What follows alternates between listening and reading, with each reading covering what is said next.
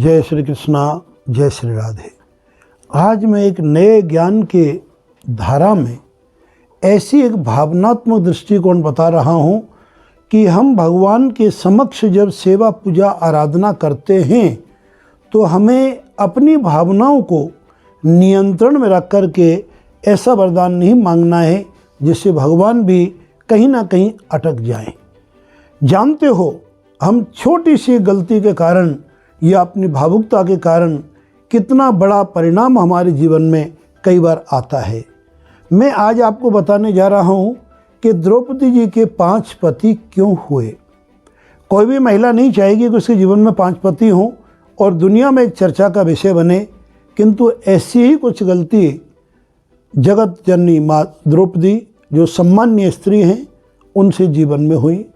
द्रौपदी जी ने अपने जीवन में कठोर तपस्या भगवान शिव जी की और भगवान की शिव जी की तपस्या करने से जब भगवान भोलेनाथ प्रसन्न हो गए तो उनसे क्या वरदान मांगती हैं कि देवी, भगवान भोलेनाथ ने कहा देवी वरदान मांगो, क्या वरदान चाहती हो। ये भावुकता में आकर के देवी द्रौपदी भूल गई कि मुझे क्या मांगना है। वो चाहती थी कि एक ही वरदान अगर मांग लेती कि मुझे विश्व का सर्वश्रेष्ठ पति मिले तो शायद बहुत कुछ होता।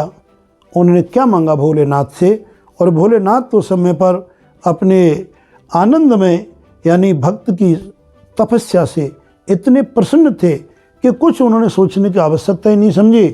द्रौपदी जी ने कहा, भगवान यदि आप मेरे ऊपर प्रसन्न हैं तो मुझे इंद्र के समान सुंदर वर प्रदान करें।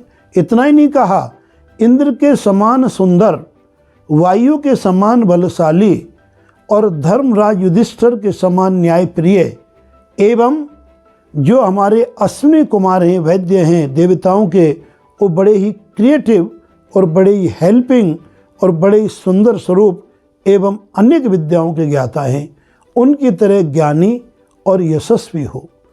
अब ये 5 विशेषताएं उन्होंने अपने जीवन में मांग ली। इंद्र के समान सुंदर, वायु के समान बलशाली और धर्मराज युधिष्ठिर के समान न्यायप्रिय एवं बहुत ही कठोर दंड प्रदान करने वाले, सिद्धांतवादी, धर्म का आचरण करने वाले, धर्मशील, और वायु के समान महाबली, जो कि विश्व में अजय कहलाएं, वायु से बढ़कर कोई बलवान नहीं है, और अश्विनी कुमारों के समान सुंदरता के साथ साथ में बड़े चतुर, क्रिएटिव एवं ज्ञानशील हों।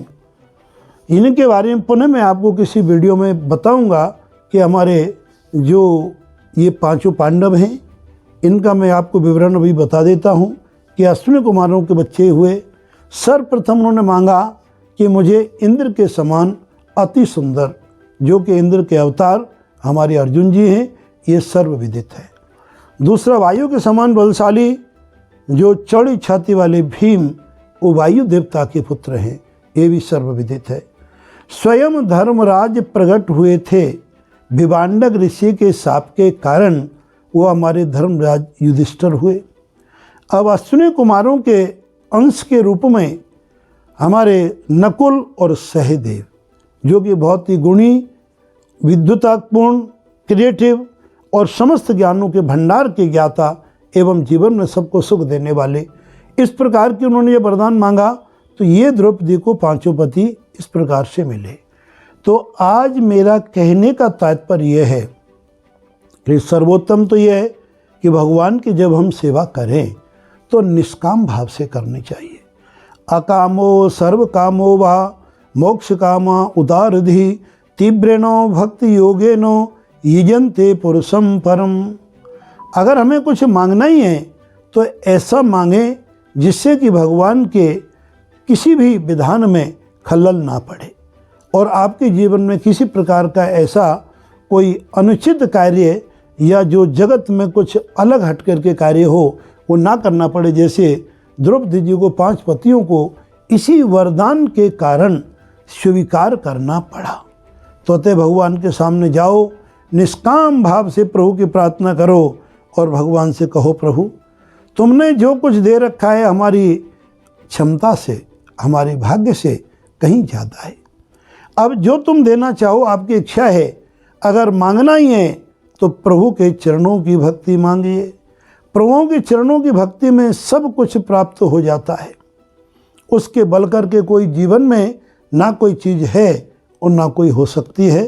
तो आज का सिद्धांत मैं आपको यही समझा रहा हूँ कि भगवान के समक्ष हमें निष्काम भाव से रहना है अथवा अपनी मर्यादाओं के साथ में कुछ मांगना है। जय श्री कृष्णा एवं जय श्री राधे।